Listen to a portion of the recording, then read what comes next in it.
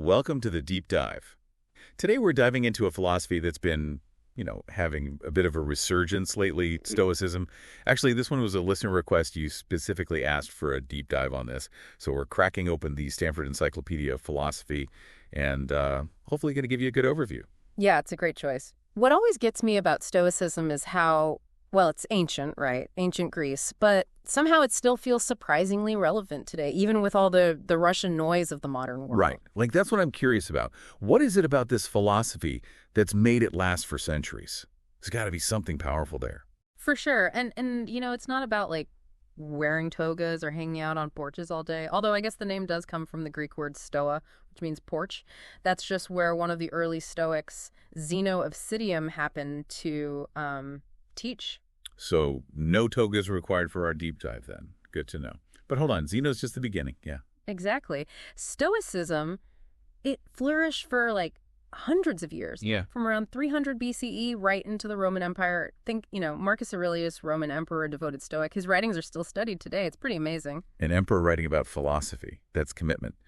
But it does make you wonder what was so appealing about this philosophy, that it resonated with people from such different backgrounds and time periods. Well, one of the things that makes Stoicism so interesting, so unique maybe, is its structure.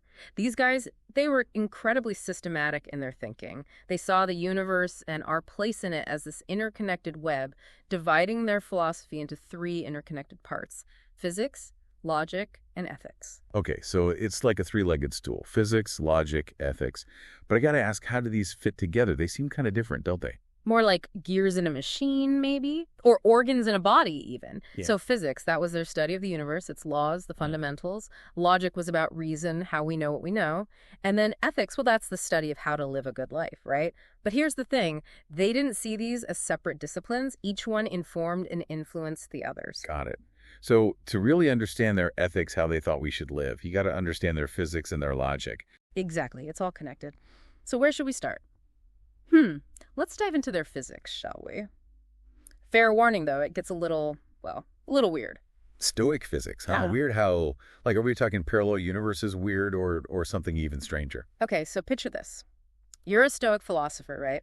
Back in ancient Greece. And you're trying to wrap your head around the world, the sun, the moon, people making choices, plants growing. How do you even begin to explain the fundamental nature of all that? It's those big existential questions, right? Yeah. What are we made of? What are the rules of the game we're all playing? Exactly. And the Stoics, they had a pretty radical answer. Everything, and I mean everything, that exists. Anything that can act or be acted upon, it's all a body. Wait, everything's a body. So my thoughts, my emotions, even abstract ideas, justice, courage, that's all physical stuff to them. Pretty much, yeah. They were hardcore materialists. They believed that even the things we can't see or touch the soul, virtues, time, all of it had to have some kind of material basis. That's wild. Okay, so how do they explain that? What did they think these bodies were actually made of? All right, so they believed in these two fundamental principles, one active, one passive. Think of the passive principle like matter, just the basic stuff of existence. But they thought that on its own, matter was kind of inert, formless, Okay, so if matter is like the clay, what's the thing shaping it, giving it form?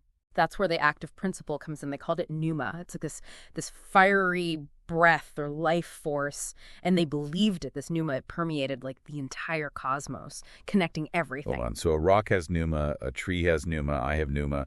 It's just, different concentrations. Exactly. And they even thought that our soul, the seat of our reason, our emotions, our judgments, it was made of this super refined, super tenuous pneuma. Wow. Okay, that's different. So if everything is made of this pneuma-infused matter, how do they explain stuff like time or space or even just the void, the nothingness between objects? Great question. They actually made a distinction between things that exist, which are those bodies we've been talking about, and things that subsist. Yeah, it's they exist in a different way. Subsistent things, they're kind of like the background conditions for existence. They don't act on their own, but they're necessary for things to exist and interact. So time, it doesn't do anything, but it's the stage on which everything else happens. Perfect analogy. And they included some other interesting things in this category too, like void, which they thought was necessary for movement to even be possible. And this one's a bit of a head-scratcher, lekta. Lekta. Okay, yeah, that rings a bell. Didn't you say those were going to be important later on? I did. Lekta, they're a little tricky to grasp, but they're super important for understanding Stoic logic. It roughly translates to sayables and refers to things like propositions, concepts, meaning basically the stuff of language and thought. So, like, a chair is a body that exists, but the word chair, or the concept of a chair, that would be a lekton, something that subsists. You got it. And we'll unpack why this is important when we get to their logic system. But yeah, just keep lekta in the back of your mind for now. Will do. But before we get too deep into lekta land, let's zoom out for a sec. We've talked about what things are made of, but what about the universe itself? Like, what did the Stoics believe about the big picture? So remember how I said they were like really systematic thinkers? That definitely applied to their cosmology, their view of the cosmos. They believed that the universe was a single, unified, living being. A living being, so not just a bunch of random stuff floating around. Nope, not at all. They saw it as this perfectly ordered, interconnected whole governed by, get this, a rational principle. And they often called this principle, wait for it, God or Zeus. Hold up, Zeus. Like Zeus with the lightning bolts from Greek mythology. Kind of, but also not really. See, the Stoics weren't thinking of Zeus as this, like, dude on a mountain, throwing thunderbolts. For them, Zeus was more like a personification of that rational principle, the thing that orders and governs the cosmos. Like a divine craftsman, almost, or like a universal law of nature. Okay, so more philosophical Zeus, less party animal Zeus. Got it. Yeah. But if the universe is this rationally ordered system, does that mean they believed in fate? They did. And this is where it gets really interesting. The Stoics were determinists, which means they believed that everything that happens in the universe, including our own choices, is the necessary outcome of, like, this chain of cause and effect. And that this chain goes all the way back to the beginning of, everything. Hold on. Are you saying free will is an illusion? That our lives are basically like movies that are already written and we're just, reading our lines? That's one way to interpret it. It's a question philosophers are still grappling with today.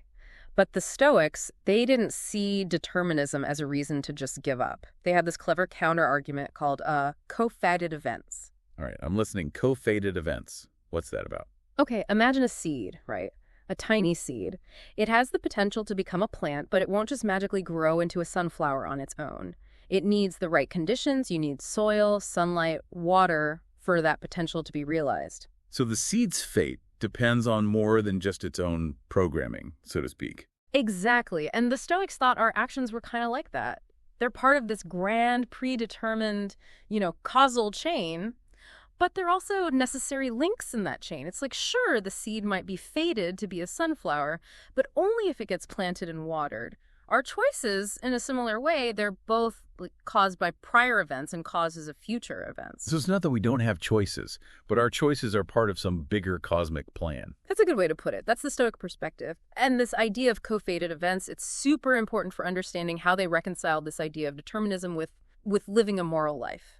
Okay, so how does their concept of logic fit into all of this? How does it connect to this rationally ordered universe and our place in it? Well, that's where things get even more interesting. See, Stoic logic wasn't just about constructing valid arguments and, winning debates. It was about a whole system for understanding language, knowledge. Ultimately, it was a way to try and align our minds with the rational structure of, everything. Stoic logic. All right, so this is where we unpack how they thought about reason, truth, knowledge, all that good stuff. You got it. And honestly, it's more relevant than you might think. See, the Stoics, they were really hung up on this idea. How do we make sure our judgments, our beliefs are accurate? Especially in a world that's full of, distractions, misleading impressions, even outright falsehoods. It's like they're fighting fake news centuries before. Social media even existed. Right. And they believed that logic specifically, understanding the relationship between language, thought, and reality, was like the secret weapon in this fight. Okay, so how do they actually do that? Like, what were their tools for, separating truth from falsehood? Well, remember those lekta we talked about? The sayables? Yeah, those were pretty key, weren't they? Absolutely. They're central to Stoic logic. Because, if I'm remembering right, lekta are like the building blocks of our thoughts. Concepts, propositions, meanings, that whole shebang. Exactly. The Stoics were fascinated by how these lekta, which Remember, they saw as subsistent immaterial things could be combined and interact to form propositions. And propositions, those are statements that can be true or false. So when I say the sky is blue, that proposition is made up of lekta like sky blue is. You got it. And here's where it gets even more interesting.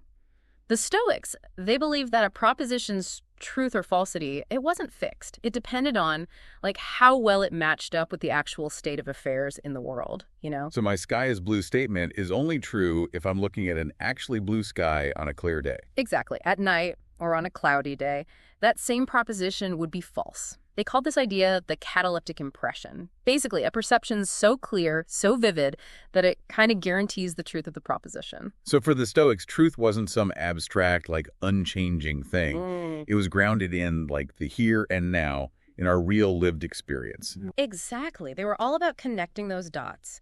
And they thought that if we were really careful in examining our impressions, making sure they were, clear and corresponded to something real, well, that was the best way to avoid getting tripped up by false beliefs. Okay, that makes sense.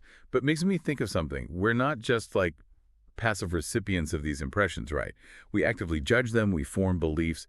So where does our own, agency come into play in all of this? Great question.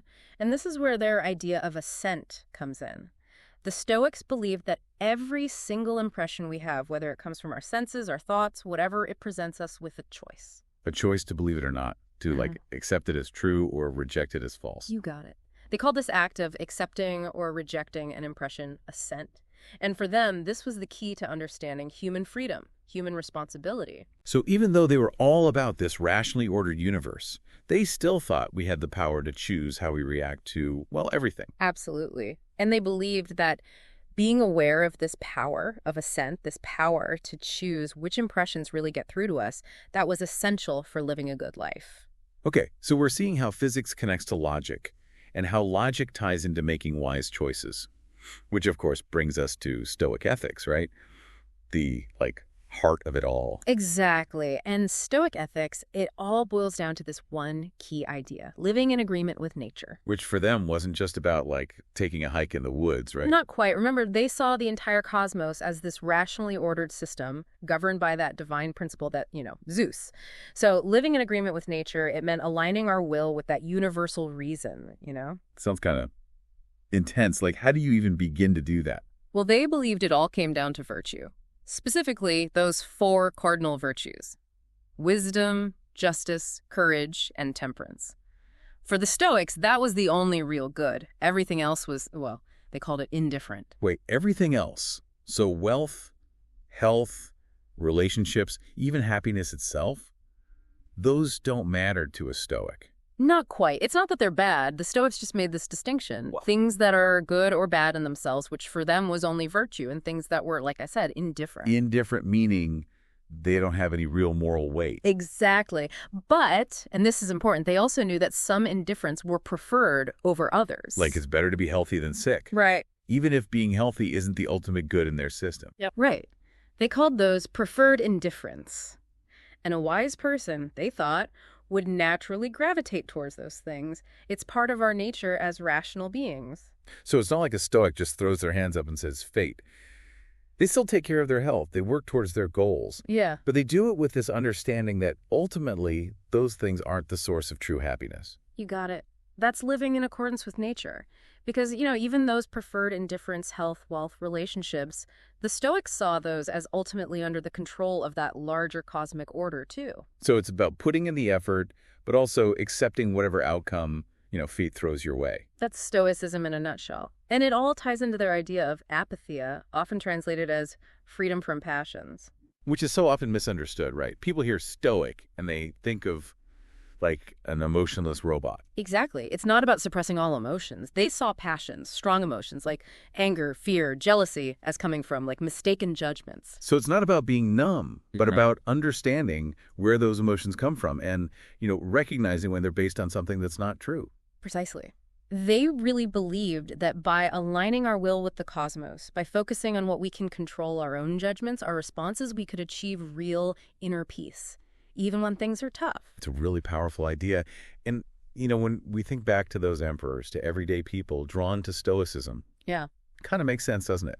In a world that often feels really chaotic and uncertain, Stoicism gives us this framework for finding meaning, for living a good life, no matter what's happening around us. Absolutely. And it's a good reminder that no matter what's going on externally, we always have a choice in how we respond. We can choose to align ourselves with that universal reason and, maybe find a little more peace in the process. It's a powerful message, and honestly, one that feels really relevant, even today. So for anyone listening who's feeling, inspired by the Stoics, here's something to chew on. What would it look like to live in agreement with nature in your own life? To really cultivate wisdom, justice, courage, temperance? What would it take? What judgments, what habits, what responses might you need to examine? It's something to think about, maybe even journal about. And as always, we'd love to hear your thoughts. Until next time, happy diving.